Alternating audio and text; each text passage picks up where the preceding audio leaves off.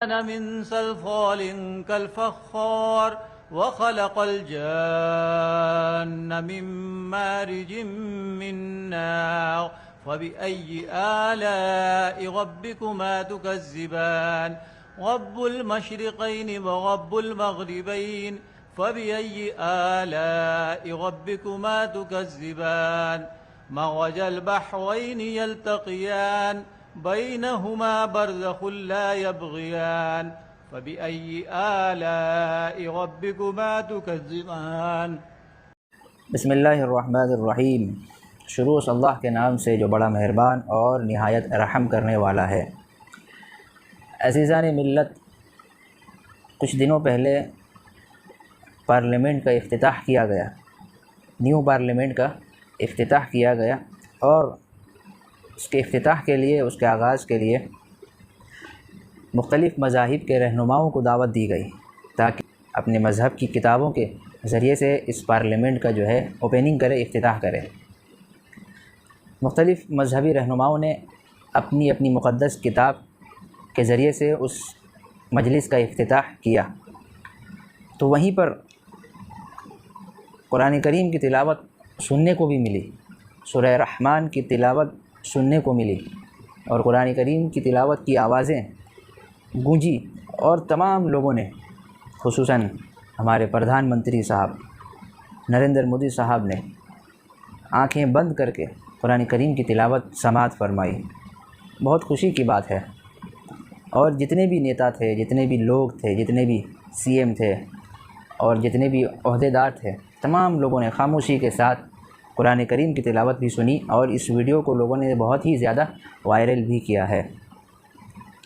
بہت اچھی بات ہے، خوشی کی بات ہے، لیکن اسی جگہ پر یہ بھی چرچا کیا جا رہا ہے لوگوں کے درمیان کہ کسی اچھے قاری صاحب کو یہ لوگ بلا لیتے، کسی اچھے قاری صاحب کو بلاتے جن کی تجوید صحیح ہو، جو لب و لہجے کے ساتھ پڑھنا جانتے ہوں، اور تجوید و صفات اور مخارج و صفات کے ساتھ پڑھنا جانتے ہوں۔ ایسے قاری صاحب کو بلا کر اگر وہ اس مجلس کا آغاز کرتے تو بہت ہی فائدہ نظر آتا، ہو سکتا تھا ان کے دل بھی پگھل جاتے، ان کے دلوں میں کلام اللہ کا اثر بھی ہوتا،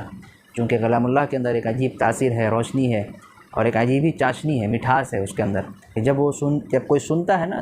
دل کے کانوں سے، تو پھر وہ سنتا ہی رہ جاتا ہے، اور اسے ہدایت بھی یقیناً مل ہی جاتی ہے۔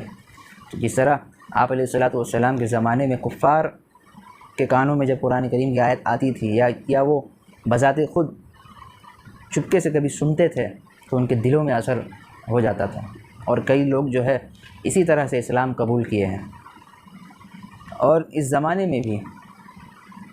ایک مشہور و معروف قاری صاحب گزرے ہیں جن کا نام قاری عبدالباسط صاحب ہے، جو مصر کے رہنے والے تھے۔ ان کی تلاوت کا ایک انداز ہی الگ تھا۔ جس محفل میں، جس مجلس میں وہ تلاوت کرنے گئے ہیں، وہاں کے کفاروں نے، وہاں کے لوگوں نے ان کے ہاتھ پر اسلام قبول کیا، ان کی تلاوت سے متاثر ہو کر، ان کی تلاوت سن کر۔ تو ایسے کسی قاری صاحب کو بلانا چاہیے تھا جو تجوید اور مخارج و صفات کے ساتھ قرآن کریم پڑھ کر لوگوں کو سناتا۔ بہرحال انہوں نے اتنا بھی کر لیا، بہت غنیمت کی بات ہے۔ جب انہوں نے تلاوت شروع کی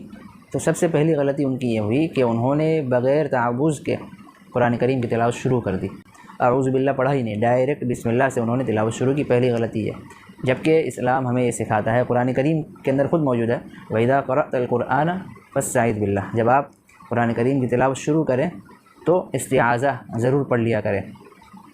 تو شیطان و مردود سے پناہ مانگنے کا جو ہے حکم دیا گیا ہے قرآن کریم تلاوت شروع کرنے سے پہلے۔ تو ایک غلطی ان کی یہاں یہ ہوئی، اور لوگوں کے اندر بھی بڑی باتیں چل رہی ہیں اس بارے میں۔ دوسری بات، ان کی تلاوت تجوید سے بالکل خالی تھی، تو کسی ماہر قرہ کو دعوت دینی چاہیے تھی، یا ان کو خود جب پتہ ہے کہ مجھے پڑھنا نہیں آتا ہے،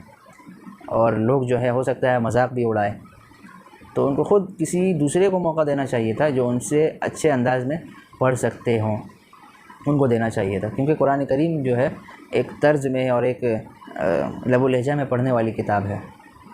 جب تک اسے لب و لہجے میں اور اس کو اچھے طرز میں اور تجوید و صفات کے ساتھ نہیں پڑھا جائے گا تو وہ سننے میں پھر انسان کو مزہ بھی نہیں آئے گا، اور اس کی تاثیر بھی انسان کے اندر نہیں آئے گی۔ تیسری بات یہ تھی کہ اگر جب انہوں نے سورہ رحمان کی تلاوت کی تو ان کو چاہیے تھا، یا جو جانتے ہوں ان کو چاہیے تھا کہ وہاں پر ان کے سامنے قرآن کریم کے بارے میں ان کو بتانا چاہیے تھا۔ سورہ رحمان کی تلاوت کرنے کے بعد اس کا کچھ ترجمہ، اس کی کچھ تفسیریں کر دینی چاہیے تھی لوگوں کے سامنے، تاکہ جہاں پر اتنے بڑے بڑے عہدیدار لوگ موجود ہیں، وہاں پی ایم موجود ہے، سی ایم موجود ہے، نیتا موجود ہے، پولیس آفیسر موجود ہے، ہر طرح کے لوگ موجود ہیں، ہر مذہب کے لوگ موجود ہیں، ہر دھرم کے رہنما وہاں جو ہے موجود ہیں، ان کے سامنے قرآن کریم کی تفسیر تھوڑی بہت ہو جانی چاہیے تھی، تاکہ ہمارا کام بھی ہو جاتا اور قرآن کی اور اسلام کی دعوت بھی ان تک پہنچ جاتی جو اسلام کے نام سے نفرت کرتے ہیں۔ تو ان کو بتایا جاتا ہے کہ سورہ رحمان کی جو ابھی تلاوت کی گئی وہ تو عربی میں ہے، وہ تو کسی کو سمجھ میں نہیں آئی، لیکن اگر اس کا ٹرانسلیٹ کیا جاتا اردو میں، ہندی میں، انگلش میں، یا کسی بھی زبان میں کیا جاتا، ان کو پتہ تو چلتا کہ اللہ نے کس طرح انسان کو بنایا، کس طرح ان کو بات کرنا سکھایا۔ خلق الانسان، انسان کو بنایا اور اسی طرح اس کو بات کرنا سکھایا۔ اسی طرح زمین، آسمان، چاند، سورج، یہ سب بنانے والی ذات صرف اللہ کی ہے، اور جتنے بھی پھل فروٹ، میوہ جات، غلہ جات، جتنی بھی کھانے کی چیزیں ہیں، ہر ایک چیز اللہ نے تخلیق فرمائی ہے۔ اور جب یہ آیت آئی فَبِأَيِّ آلَاءِ رَبِّكُمَا تُكَذِّبَانِ، اس کے بارے میں بتانا چاہیے کہ تم اپنے رب کی کون کون سی نعمتوں کو جھٹلاؤ گے، کون کون سی نعمت، ہزاروں نعمت، سینکڑوں نعمتیں ہمارے سامنے ہیں، اتنی نعمتوں کو ہم جھٹلائیں گے؟ تو یہ ساری باتیں ان کے سامنے رکھنی چاہیے کہ تمہارا اصلی خالق جو ہے وہ اللہ ہے، اس کے علاوہ کوئی نہیں۔ تو یہ ساری باتیں وہاں ہونی چاہیے تھی، اس چیز کی کمی محسوس ہوئی ہے، جبکہ دیگر مذہبی رہنماؤں نے اپنے اپنے طریقے سے ان تک اپنا صحیح پیغام پہنچایا ہے، تو اس چیز کا بھی اہتمام ہونا چاہیے تھا۔ اور جو تلاوت کر رہے تھے ان سے میں گزارش کروں گا کہ آپ تھوڑا اور مزید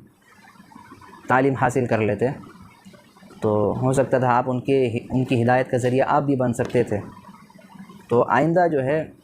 مزید بہتری لانے کی کوشش کیجیے، ہو سکتا ہے دوبارہ بھی آپ کو ایسا کوئی موقع ملے۔ اللہ تعالی ہم سب